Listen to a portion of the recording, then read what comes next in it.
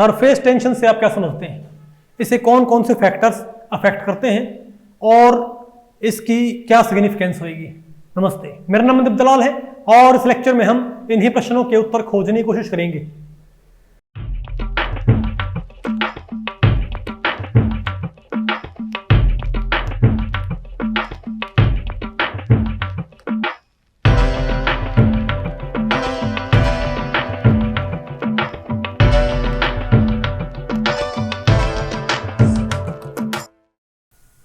Okay, तो भैया आज हमें क्या पढ़ना है बताओ, सरफेस टेंशन। ठीक है, तो भाई इस टॉपिक को हमने टोटल 3 सेक्शंस में डिवाइड किया हुआ है। पहले हम क्या पढ़ेंगे बताओ, डेफिनेशन ऑफ सरफेस टेंशन, फिर हम क्या पढ़ेंगे factors affecting the magnitude of surface tension, फिर हम क्या पढ़ेंगे general consequence of surface tension. तो पहले बताओ क्या बात करते हैं, डेफिनेशन ऑफ सरफेस टेंशन। तो सरफेस टेंशन आप कह सकते हो कि जितने भी हमारे पास लिक्विड होते हैं ना, उनकी सरफेस के ऊपर एक इनवर्ड पुल लगता है। या आप कह सकते हो भाई सरफेस टेंशन, इसको हम 2 तरीके से डिफाइन करते हैं। एक तो हम बोलते हैं कि जितने भी लिक्विड होते हैं ना, उन सभी सरफेस के ऊपर एक इनवर्ड पुल लगता होता है। इस इनवर्ड पुल को हम ही क्या बोलते हैं, सरफेस टेंशन। ठीक है, अगर मैं फौरी तौर पे बोलूं भाई। और एक इसको हम बोल सकते हैं कि भाई how difficult it is to increase the surface area of a liquid. किसी लिक्विड का सरफेस एरिया इंक्रीज करना कितना मुश्किल है, क्या किसी लिक्विड का सरफेस एरिया कितना मुश्किल है। किसी लिक्विड का सरफेस एरिया जितना एक्सपेंड करना भाई जितना मुश्किल हो ना, उतना ही हम क्या बोलेंगे उसकी सरफेस टेंशन ज्यादा है। और किसी लिक्विड का सरफेस एरिया बढ़ाना जितना आसान हो, हम क्या बोलेंगे उसकी सरफेस टेंशन उतनी ही कम है। अब आपको होगी ये प्रॉपर्टी अराइज कैसे होती है, ये प्रॉपर्टी ऐसे अराइज होती है, मान लिया हमारे पास एक लिक्विड है, ठीक है बात, तो हम कहेंगे भाई, तो आपको पता है लिक्विड जो होता है हमारे पास, इसके अंदर तो पार्टिकल क्या होते हैं ज्यादा होते हैं और बाहर पार्टिकल क्या होते हैं कम होते हैं। तो बल्क में जो पार्टिकल होता है उसके ऊपर चारों तरफ से एक सा फोर्स लगता है अट्रैक्शन का। तो भाई उसके ऊपर कोई एक तरह से एसिमेट्री नहीं है फोर्स की। लेकिन जो पार्टिकल सरफेस के ऊपर है, आप समझ सकते हो भाई उनके ऊपर अंदर की तरफ पुल क्या लगेगा, ज्यादा लगेगा। समझे बात, तो उसको तो हम क्या बोलेंगे, तो सरफेस के जो पार्टिकल है ना, एक अंदर की तरफ एक पुल महसूस करते हैं। समझे बात आपको पहले पड़ गई। और इसी को हम क्या बोलते हैं, सरफेस टेंशन। समझ गए बात आप, बताओ बोलो बेटा, तुम क्या बोलेंगे, surface tension is the tendency of liquid surface to rest to shrink its into minimum surface area possible. समझे बात। तो एक तो हम बताओ क्या सोच सकते हैं, 2 मैकेनिज्म बन सकते हैं। तो क्या है, जो इनवर्ड पुल होएगा वो, और एक हमारे पास क्या होगा tangential force parallel to the surface of the liquid. क्या, जो किसी भी लिक्विड जो सरफेस होती है ना, वो बताओ क्या होते हैं हमारे पास, बोलो भाई, एक टेंजेंशियल पुल। ठीक है, अब एक चीज आपको और बताएं भाई, इसकी अगर आप, तो आप कह सकते हो surface tension is nothing but, बोलो भाई, force acting at the right angle, force acting at the right angle along 1 centimetre surface of the liquid. वो बताओ क्या होगा हमारे पास, सरफेस टेंशन। ठीक है, अब बताओ बेटा, अब बताओ। ओके, अब आप मुझे बताओ भाई, एक हम ये बोल सकते हैं, ठीक है, और मैंने क्या बोला था कि उसका सरफेस एरिया बढ़ाने में लगने वाला वर्क। ओके, तो आप ये मानो कि हमारे पास एक सरफेस फिल्म है, ये हमने आपको अरे भाई हमारे पास क्या एक सरफेस फिल्म है, हमारे पास एक भाई जैसे कोई सोप सॉल्यूशन है, ठीक है बात, तो यहां पर हमारे पास वो सोप सॉल्यूशन है। ओके, तो फिलहाल इसका भाई सरफेस एरिया इसका इतना है, ठीक है। लेकिन अगर मैं ये कहूं कि मुझे इसका सरफेस एरिया बढ़ाना है, तो मुझे इसको कहां खींचना पड़ेगा, इस साइड को। मान लिया हमारे पास ये 3 बाउंड्रीज हमारे पास ये, तो इसको मुझे इस साइड खींचना नहीं पड़ेगा हमको एक सरफेस बढ़ाने के लिए। तो उसको बोलते हैं सरफेस एनर्जी। क्या बोलते हैं उसको, सरफेस एनर्जी। ओके, तो आप देखो भैया, आपको नहीं है, आपको इसका सरफेस एरिया बढ़ाना है, पता कितना, 1 सेंटीमीटर स्क्वायर। कितना, 1 सेंटीमीटर स्क्वायर। तो हम क्या बोलेंगे, वर्क डन पर सेंटीमीटर स्क्वायर। क्या, तो सरफेस एनर्जी होती है वर्क डन पर सेंटीमीटर स्क्वायर। ठीक है, अब बताओ वर्क मेरे पास क्या होता है, वर्क तो एनर्जी होती है, इजंट इट। और वर्क की बताओ, तो वर्क डन पर सेंटीमीटर स्क्वायर। तो हम क्या बोलेंगे, वर्क डन पर सेंटीमीटर स्क्वायर, क्योंकि एरिया हमारे पास ये। अब बताओ वर्क क्या होता है हमारे पास, फोर्स इनटू डिस्प्लेसमेंट। तुम क्या बोलेंगे, फोर्स हमारे पास क्या, बताओ तुम क्या, तो उसको हम क्या बोलेंगे बताओ भाई, तो फोर्स इनटू डिस्प्लेसमेंट। अब फोर्स क्या होती है बताओ, न्यूटन। और भाई ये तो क्या होगी, डिस्प्लेसमेंट क्या होगा, सेंटीमीटर। तुम क्या बोलेंगे बताओ, न्यूटन या डायन, क्या भाई डायन सेंटीमीटर। बोलो भाई, वर्क क्या है मेरे पास बताओ, नहीं अरे डायन पर सेंटीमीटर, सॉरी डायन सेंटीमीटर क्या है मेरे पास, वर्क आ गया। ये क्या गया, फोर्स न्यूटन या डायन भाई, और सेंटीमीटर मेरे पास क्या आ गया, डिस्प्लेसमेंट आ गया, इजंट इट। तुम क्या बोलेंगे, और नीचे क्या आ गया हमारे पास, सेंटीमीटर स्क्वायर होगा, तो इसे बेटा कैंसिल हो जाएगा हमारे पास, तो डायन पर सेंटीमीटर क्या, हाँ तो आप बताओ भाई, तो डायन पर सेंटीमीटर। और यही क्या थी हमारे पास, अब समझे क्यों सरफेस टेंशन को सरफेस एनर्जी टर्म में बोल देते हैं, क्योंकि हमारे पास सरफेस टेंशन की यूनिट भी क्या थी, डायन पर सेंटीमीटर, और हमारे पास इसकी यूनिट भी क्या ही है, डायन पर सेंटीमीटर, इजंट इट। बताओ भाई, तो इसीलिए सरफेस एनर्जी और सरफेस टेंशन आप उनको एक तरह से, तो हम समझ गए ना कि सरफेस टेंशन को आप ऐसे ही मान सकते हो, जिसकी ज्यादा सरफेस एनर्जी ज्यादा सरफेस टेंशन, कम सरफेस एनर्जी कम सरफेस टेंशन। तो अगर किसी लिक्विड का सरफेस एरिया, क्योंकि आपको पता हर लिक्विड भाई अपना मिनिमम सरफेस एरिया रखना चाहेगा, तो उसके सरफेस एरिया को बढ़ाने में जितना एफर्ट लगेगा वो सरफेस एनर्जी है, लेकिन वो ज्यादा होगी तो सरफेस टेंशन भी क्या होगी, ज्यादा, क्योंकि दोनों सेम यूनिट रखती होती है। आगे आपको ये बताओ भाई, आगे बेटा आपको, अब हम क्या पढ़ते हैं, factors affecting the magnitude of surface tension of a liquid.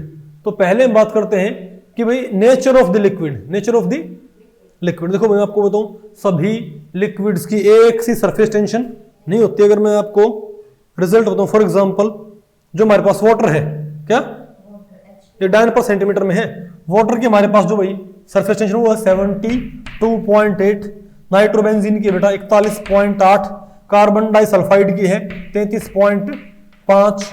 तो हम क्या बोलेंगे, अलग अलग मटेरियल्स की अलग अलग क्या होती है सरफेस टेंशन, सभी लिक्विड्स की एक सी सरफेस टेंशन नहीं होती।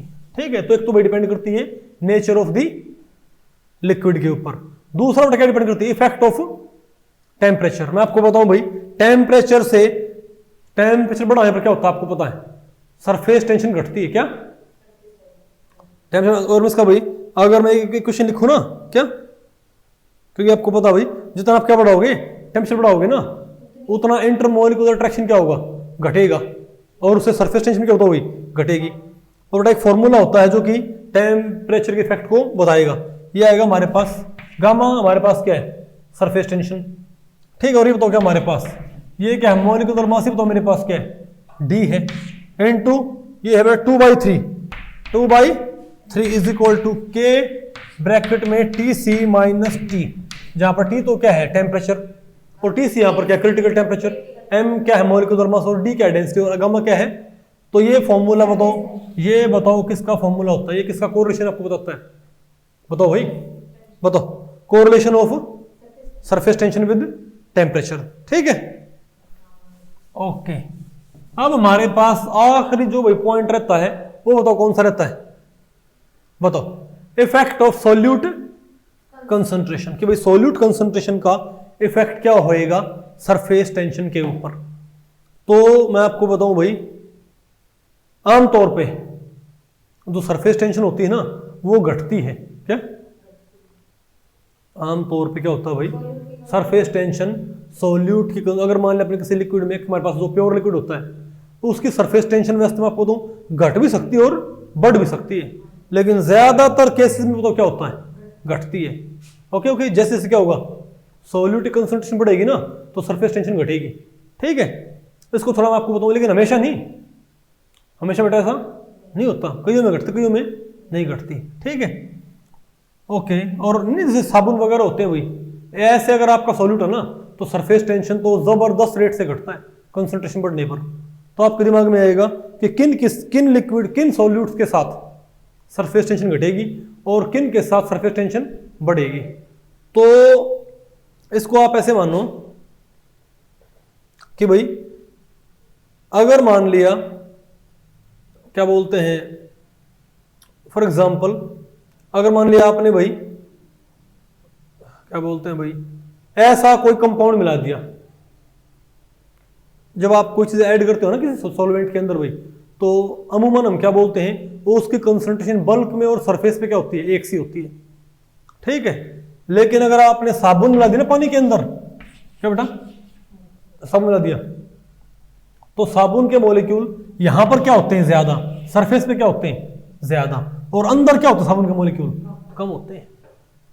समझे बात, क्योंकि हमको पता है, बताओ क्या होता है हमारे पास RCOO Na, इजंट इट।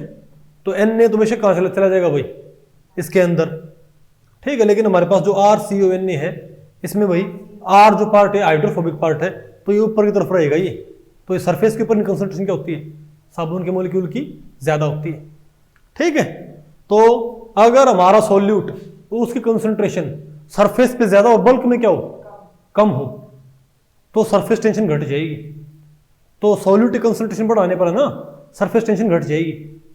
आप कहोगे ऐसा क्यों, फिर इससे क्या फर्क पड़ता है, अरे वो तो अरे भाई सरफेस टेंशन तो घट जाएगी हमारे पूरे सिस्टम की। वो कैसे मैं आपको बताता हूं। सरफेस टेंशन का एक दूसरी डेफिनेशन मैंने आपको क्या बताई थी सरफेस एनर्जी के टर्म में, कि किसी लिक्विड का सरफेस एरिया बढ़ाना जितना इजी होता है, इसका मतलब उसकी सरफेस टेंशन उतनी कम है।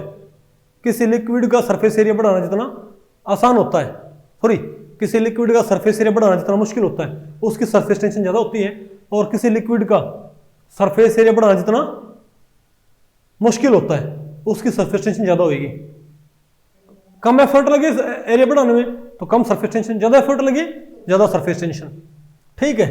तो साबुन के मॉलिक्यूल मैंने आपको बताया भाई, क्योंकि वहां पर जो R पार्ट होता है वो हाइड्रोफोबिक होता है, समझे बात, तो वो पानी के बाहर रहने की ट्राई करेगा, और उस वजह से आपको पता है, बताओ क्या हो जाएगा भाई, ऊपर कंसंट्रेशन क्या होती है ज्यादा और नीचे कंसंट्रेशन क्या होती है, मतलब बल्क में कम होती है कंसंट्रेशन सोप की, और सरफेस पे क्या होती है ज्यादा होगी, ठीक है। तो हम समझ गए भाई कि साबुन। तो अब आप मुझे बताओ, अब मेरे पास दो वेसल है, मेरे पास क्या है, दो वेसल है, ठीक है, ओके नहीं आपको। तो यहां पर तो हमने कंसंट्रेशन क्या ली है, यहां पर तो कंसंट्रेशन हाई है और यहां कंसंट्रेशन लो है, मतलब यहां पर तो हाई होगी ये सब दोनों में, ये भी सॉफ्ट सॉल्यूशन, ये भी सॉफ्ट सॉल्यूशन, यहां कंसंट्रेशन ज्यादा है, यहां पर कंसंट्रेशन क्या है, कम है, ठीक है। तो अब आप अगर इसमें क्या ऐड करोगे, नहीं सॉरी, अब आप ये होता तो एरिया बढ़ाना इसका आसान है, किसका आसान है, मतलब यहां पर आपने मानो, यहां पर आपने 1 molar concentration, total overall concentration यहां पर 1 मोलर है, और ओवरऑल कंसंट्रेशन यहां पर क्या है, 2 मोलर है, क्या है, ओवरऑल कह रहा हूं मैं, सिर्फ ये नहीं सरफेस के ऊपर। वैसे तो क्या होगा, ये जो 1 मोलर होगी ना, अगर इसमें 1 मोल आपने डिसोल्व कर रखा है, अगर 1 लीटर ये, तो ध्यान रखिए इसके अंदर क्या होगा, बताओ भाई, इसके अंदर क्या होगा, कम मोल होंगे, और सरफेस पे क्या होंगे, ज्यादा मोल होंगे। मतलब 1 मोल में से आप क्या मानोगे, मानो भाई ये मानो पॉइंट, मतलब बराबर नहीं होगी यहाँ पर कंसंट्रेशन, नहीं बेटा आपको यहां पर सरफेस में बल्क के मुकाबले कंसंट्रेशन क्या होगी, सरफेस पे कंसंट्रेशन क्या होगी, ज्यादा होगी यहाँ पर पार्टिकल्स की, ठीक है। तो आप ये बताओ, अब अगर मैं इसका सरफेस से बढ़ाना चाहूं, तो एक तो तरीका ये है कि इस पूरे लिक्विड को किसी प्लेन जगह पे फैला दें, जैसे पानी को आप किसी गिलास से भाई जमीन पे फैला देते हो तो उसका सरफेस एरिया बढ़ जाता है। या मैं हाइपोथेटिकली कंसिडर करूं, तो अगर मैं इस दीवार को हटा दूं, क्या अगर हम दीवार को भाई हटा दें और पानी यहां से, ये सॉल्यूशन यहां से गिरे ना, तो ये भी तो सरफेस तैयार होगी, हाइपोथेटिकली भी क्या सरफेस तैयार होगी ना भाई। अब आप मुझे बताओ, क्योंकि सरफेस पे पार्टिकल्स हमको ज्यादा चाहिए, नहीं पहले सरफेस थोड़ी थी, तो सरफेस थोड़ी थी, अब सरफेस ज्यादा होगी। तो अगर आप नई सरफेस क्रिएट करोगे तो नई सरफेस पे आपको कंसंट्रेशन बढ़ानी पड़ेगी भाई, क्योंकि सरफेस कोई भी हो, सरफेस पे कंसंट्रेशन क्या होगी बल्क के मुकाबले, भाई सॉफ्ट सॉल्यूशन में सरफेस पे कंसंट्रेशन ज्यादा होती है, बल्क में कंसंट्रेशन क्या होती है, कम होती है। तो यहां पर सरफेस थोड़ी है, तो इसके लिए एक्स्ट्रा पार्टिकल हमारे पास जो है वो है। लेकिन आप नई सरफेस क्रिएट करोगे तो जब तक यहां पर ये कुछ नहीं था तब तक यहां पर सॉल्यूट की कंसंट्रेशन नॉर्मल थी नहीं आपको। लेकिन अगर आपने ये दीवार हटा दी तो ये सरफेस तैयार हुई क्या मेरे पास? तो अब इसके अंदर मुझे एक्स्ट्रा पार्टिकल नहीं चाहिए। पहले बिना, जब यहां पर वेसल था कि दीवार थी, तो यहां पर कंसंट्रेशन कम थी क्योंकि ये बल्क था एक तरह से। लेकिन जब आपने ये सरफेस बना दी तो यहां पर एक्स्ट्रा पार्टिकल चाहिए ना भाई। अब वो एक्स्ट्रा पार्टिकल यहां से तो आएंगे नहीं, वो कहां से आएंगे? बल्क से। कहां से आएंगे? बल्क से आएंगे भाई। तो अगर सॉल्यूशन में कंसंट्रेशन, अगर बल्क में कंसंट्रेशन कम हुई तो उससे पार्टिकल खींचना क्या हो? मुश्किल होगा, और नई सरफेस को तैयार करना मुश्किल हो जाएगा भाई। नहीं समझे बात? लेकिन अगर मान लिया बल्क में खूब सारी कंसंट्रेशन है, क्या बताओ बेटा? बल्क में क्या है? खूब सारी कंसंट्रेशन है, खूब सारी कंसंट्रेशन है। तो नई सरफेस के लिए आपको पार्टिकल्स की कमी नहीं होगी भाई। नई सरफेस तैयार करोगे ना, तो उसमें एक्स्ट्रा पार्टिकल चाहिए, उन्हें कहां से खींच लेगा? बल्क से फटाफट भाई, और ये तैयार हो जाएगा। आगे आपको तो हम क्या बोलेंगे? तो नई सरफेस तैयार करना यहां आसान होगा कि यहां आसान होगा? यहां आसान होगा ना भाई, समझे बात? क्योंकि नई सरफेस के लिए अगर मान लिया कोई घर बना रहा है और उसको ईंटें चाहिए, समझे बात? तो घर मुश्किल कब बनेगा? जब ईंटें की सप्लाई कम होगी कि ईंटें सप्लाई ज्यादा होगी? सिंपल बात यहां पर भाई, क्योंकि मुझे सरफेस बनानी है नई, और नई सरफेस से मुझे एक्स्ट्रा कंसंट्रेशन चाहिए। तो एक्स्ट्रा कंसंट्रेशन क्रिएट करने के लिए मुझे पार्टिकल्स की एक्सेस चाहिए, सॉलिड पार्टिकल्स की। तो अगर बल्क में हाई कंसंट्रेशन हुई, मतलब सरफेस के मुकाबले तो कम ही होगी दोनों केस में, समझे बात? आगे आपको तो यहां पर भाई अगर बल्क में खूब सारे पार्टिकल हुए तो उनको हासिल करना क्या हो जाएगा? इजी हो जाएगा। इसीलिए हम क्या बोलेंगे कि यहां बताओ क्या है? सरफेस टेंशन क्या हो जाएगी? कम, यहां कम सरफेस टेंशन आएगी। आसान है कि मुश्किल भाई है? ठीक है, ओके। तो हम क्या बोलेंगे? इसीलिए क्या होता है? इसीलिए जो तो जिन भी सब्सटेंसेस में कंसंट्रेशन लिक्विड की सरफेस पे क्या हो? ज्यादा, और लिक्विड के अंदर क्या हो? बल्क में कम हो, उनमें सॉल्यूट कंसंट्रेशन बढ़ाने पर, नेट कंसंट्रेशन बढ़ाने पर, ओवरऑल कंसंट्रेशन बढ़ाने पर सरफेस टेंशन घट जाती है। आगे आपको नहीं? आपको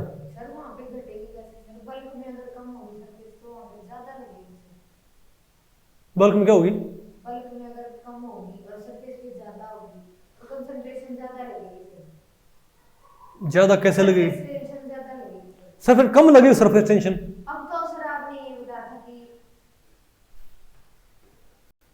मैंने भी क्या बताया था? नहीं, आप मुझे बताओ। ये हमारे पास एक सॉफ्ट सॉल्यूशन है हमारे पास। इस सॉफ्ट सॉल्यूशन के अंदर यहां पार्टिकल्स ज्यादा होते हैं, बल्क में पार्टिकल्स कम होते हैं, ठीक है बात? लेकिन यहां पर ओवरऑल कंसंट्रेशन थोड़ी है, और यहां पर ओवरऑल कंसंट्रेशन क्या है? ज्यादा है। यहां पर क्या है? लो कंसंट्रेशन, यहां पर क्या है? High concentration. लेकिन इसका मतलब ये नहीं है कि यहां पर बल्क में हाई होगी ना, सरफेस पे यहां पर क्या है? ज्यादा, बल्क में कम है। सरफेस पे ज्यादा, बल्क में कम है। यहां पर सरफेस पे पार्टिकल्स ज्यादा है, बल्क में पार्टिकल्स कम है, दोनों केस में। बस यहां पर जो मैंने सॉल्यूशन में मिला है ना और बनाया है, ये 1 मोलर से बनाया है सॉल्यूशन। यहां पर 1 मोलर सॉल्यूशन है, यहां पर 2 मोलर सॉल्यूशन है। लेकिन यहां पर 1 मोलर में ज्यादातर पार्टिकल्स यहां बैठे, अंदर कम है। यहां पर 2 मोलर में ज्यादातर यहां बैठे, अंदर कम है। लेकिन इसके अंदर के पार्टिकल्स भाई, इसके अंदर से तो क्या होंगे? ज्यादा ही होंगे। नहीं समझे बात? अब आप मुझे बताओ कि सरफेस को इंक्रीज करना आसान कब होएगा? अब मैं अगर इस दीवार को उठा दूं तो यहां पर नई सरफेस तैयार होगी ना, और मैं यहां पर इसको उठा दूं तो यहां पर नई सरफेस तैयार होगी। तो जब तक ये दीवार थी तब तक कोई दिक्कत नहीं थी भाई। लेकिन अगर ये सरफेस बन गई तो इसमें आपको पार्टिकल्स नॉर्मल से बढ़ाने पड़ेंगे। अब वो कहां से आएंगे? वो आएंगे यहां से। तो यहां से एक्सेस करना आसान रहेगा, और यहां पर नहीं, सरफेस के लिए पार्टिकल्स यहां से आसान रहेगा। इसके बल्क के मुकाबले इसके बल्क में पार्टिकल्स ज्यादा हैं, तो नई सरफेस तैयार करने के लिए यहां पर कम एफर्ट लगेगा भाई। क्योंकि नई सरफेस तैयार करोगे तो उसमें आपको एक्स्ट्रा पार्टिकल भी चाहिए आपको, समझे बात? तो यहां पर सरफेस टेंशन कम होगी, फिर यहां पर ज्यादा होगी। अब भी समझो आप? ओके, ठीक है बात। मैंने यही बात बोली थी भाई। आगे आपको ये अच्छा, और अगर मैं ये कहूं कि अगर हम ये सिस्टम ले, हम ले कोई ऐसा सॉल्यूशन जिसमें सरफेस पे कंसंट्रेशन कम होती हो और बल्क में क्या होती है ज्यादा, ऐसे कौन से होते हैं? ऐसे होते हैं भाई सॉल्ट टाइप। क्या? सॉल्ट। क्योंकि आपको पता है NaCl जो सॉल्ट होता है उसमें क्या होगा, अगर Na आयन होगी और हमारे पास Cl आयन होगी, अगर ये सॉल्यूशन के अंदर जाएंगी तो इनका हाइड्रेशन बेटर होएगा और खूब सारी एनर्जी निकलेगी। तो मुझे पता है ये आयन कहाँ रहने की ट्राई करते हैं, सॉल्यूशन के अंदर, सरफेस पे रहेंगे, इनका हाइड्रेशन कम होएगा। समझ गए बात। तो अगर NaCl टाइप सिस्टम हमारे पास, तब क्या होता है, तब ये मान ले क्या है, NaCl की यहां पर कम कंसंट्रेशन, यहां पर क्या है ज्यादा कंसंट्रेशन, ये ओवरऑल कंसंट्रेशन है। मतलब इस वेसल में मैंने मान लिया 1 मोल NaCl डाल दिया, इसमें मैंने 2 मोल NaCl डाल दिया, 1 मोल इसमें और 2 मोल इसमें NaCl। लेकिन इसमें जो 1 मोल होगा ना वो यूनिफॉर्मली यहां पर डिस्ट्रीब्यूटेड नहीं होता। समझे बात। इस 1 मोल NaCl में यहां पर पार्टिकल्स क्या होंगे, नमक के पार्टिकल्स क्या होंगे, कम होंगे, और अंदर क्या होंगे, पार्टिकल्स ज्यादा होंगे। समझे। मतलब यहां पर क्या होता है, बल्क में कंसंट्रेशन क्या होती है, ज्यादा होती है, और सरफेस पे क्या होती है, कम होती है कंसंट्रेशन। और सिमिलर बात यहां भी होगी, लो कंसंट्रेशन वाले में क्या होगा, अंदर हाई कंसंट्रेशन, सरफेस पे कम कंसंट्रेशन। हाई कंसंट्रेशन वाले में क्या होगा, बल्क में ज्यादा कंसंट्रेशन और सरफेस पे कम कंसंट्रेशन। समझ गए बात। ओके, अब मैं आपसे एक बात पूछूं भाई, अगर मैं इस दीवार को हटाऊं तो नई सरफेस क्रिएट होगी, नहीं समझे बात। और मैं इस दीवार हटाऊं तो यहां भी नई सरफेस क्रिएट होगी। अब ये बल्क में काउंट होगा सारा, ये अब ये सारा किस में काउंट होगा, बल्क में। तो यहां पर जो कंसंट्रेशन होगी वही कंसंट्रेशन कहां होगी, यहां होगी। बात आपको पल्ले पड़ गई। लेकिन अगर आपने दीवार हटा दी तो क्या सरफेस जो है नहीं सरफेस बनी है भाई, इस पे आपको कंसंट्रेशन कम करनी पड़ेगी सरफेस बल्क के मुकाबले, नहीं समझे बात। अगर आपने दीवार हटा दी तो आपको इस सरफेस के ऊपर कंसंट्रेशन कम करनी पड़ेगी, और सिमिलरली यहां भी आपको सरफेस के ऊपर कंसंट्रेशन कम करनी पड़ेगी। ठीक है बात। तो आप मुझे बताओ, तो इस पे जैसे इस सरफेस के ऊपर कम कंसंट्रेशन है बल्क के मुकाबले, और इस सरफेस, तो जब ये सरफेस बनेगी तो इस पे भी कंसंट्रेशन आपको कम करनी पड़ेगी ना बल्क के मुकाबले।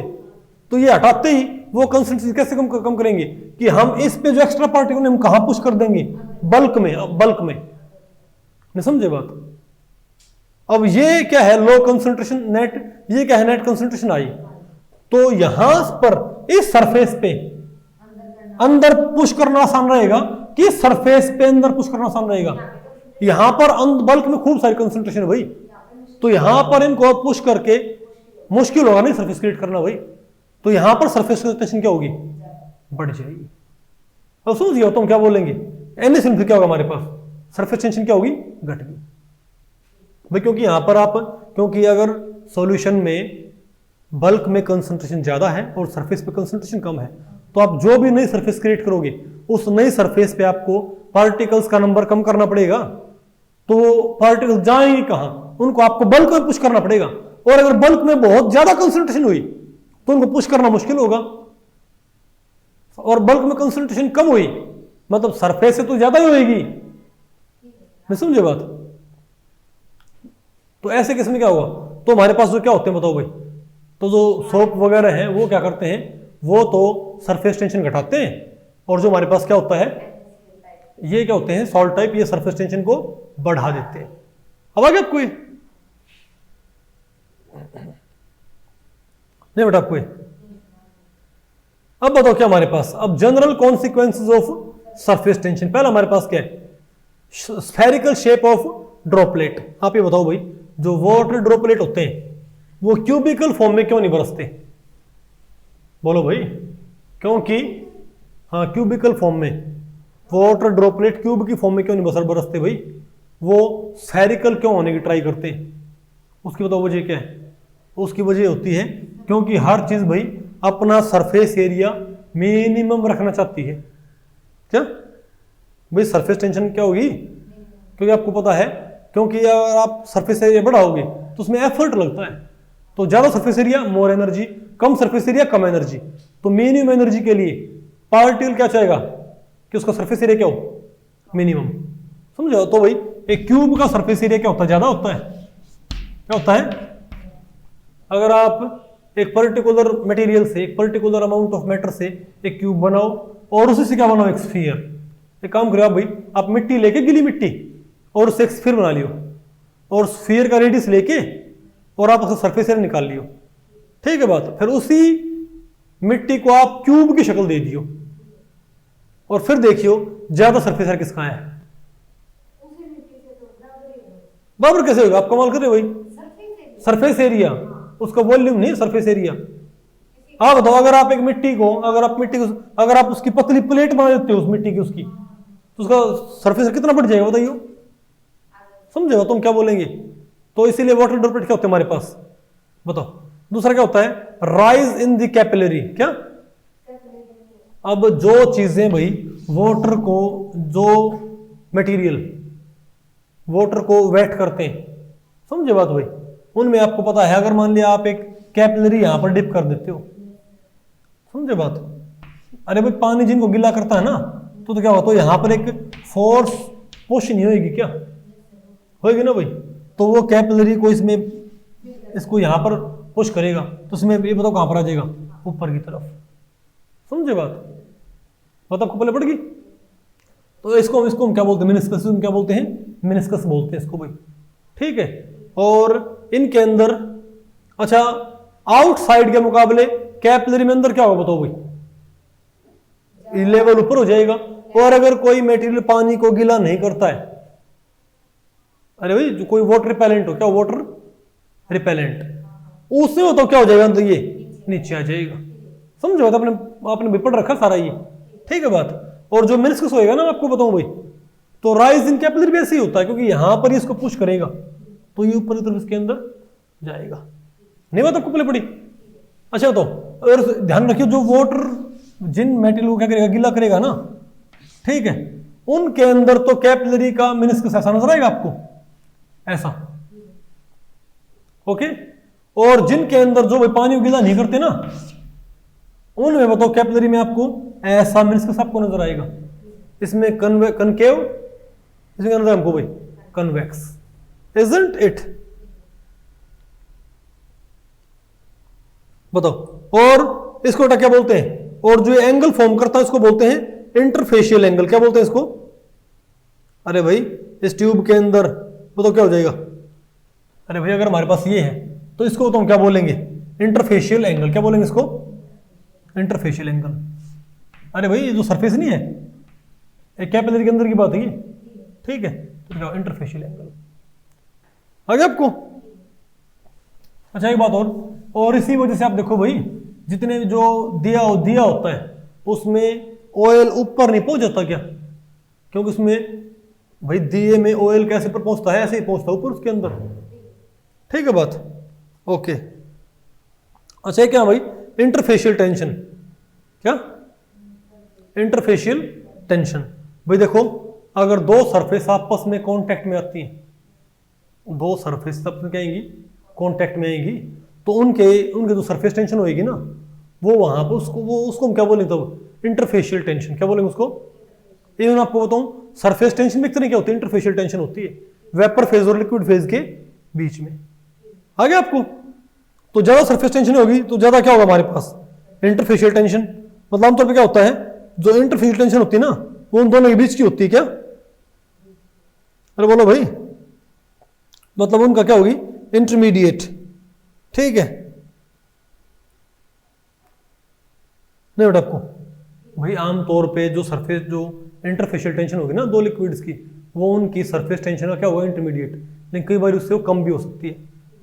आगे आपको ये, अब बताओ क्या हमारे पास, सरफेस एक्टिव एजेंट्स। क्या भाई, सरफेस एक्टिव एजेंट। और ध्यान रखियो, अगर इंटरफेशियल टेंशन ज्यादा हुई ना, तो चीजें आपस में मिक्स नहीं हो पाती।